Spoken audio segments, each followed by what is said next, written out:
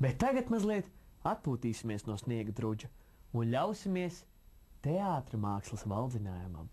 Jo visu iemīļotās Alma Mater studentu teātrim šogad aprit 60 gadi.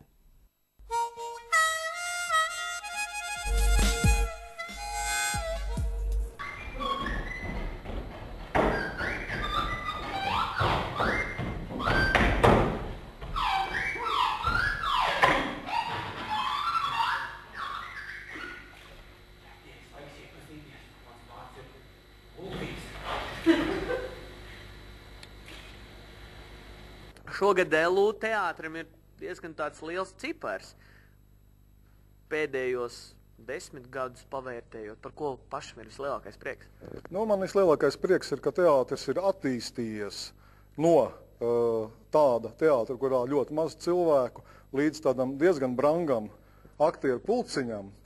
Un vēl man ir prieks par to, ka kvalitāte attīstās un ka mums šogad ir iespēja parādīt visas savas labākās izrādes uz šito jubileju. Un ir ko rādīt ļoti daudz. Lūgu atlase, tas noteikti tā tīri autoritīvi, ka režisors atnāk uzcērt dūri pa galdu un pasaka, tagad mēs spēlēsim to un to. Vai lūgas tiek atlasītas kopā visiem izvēloties? Nē, kāds vēl tur izvēles iespējas? Kāpēc viņiem būtu jāizvēlas?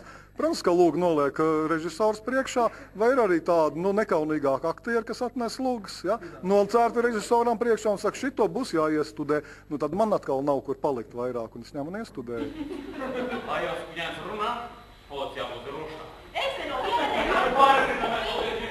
Studijas tiek pabeigtas un tad basta, ja, uz redzēšanos teātris.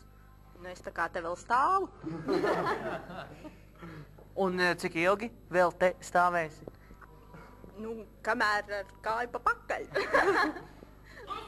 Kāpēc jūs prāt daudzi jauni un netik jauni cilvēki izvēlās savu brīvo laiku, kuru it kā varētu veltīt tikai un vienīgi izklaidēji, viņš šo brīvo laiku izvēlās, lai sevi pilnveidotu? Manā pārziņā ir tātad biedrība Juventus, ir 15 mākslinieckās pašdarbības kolektīvi. Tie ir 6 kori, Tausdeja ansamblis dansis, studentu teātris, kamerorķestris, senās mūzikas ansamblis Kanto, vokālais ansamblis, folkloras kopa. Viņi aiziet savā dzīvē garīgi, bagātāk. Viņi aiziet pilnīgi ar savādāku skatienu uz dzīvi.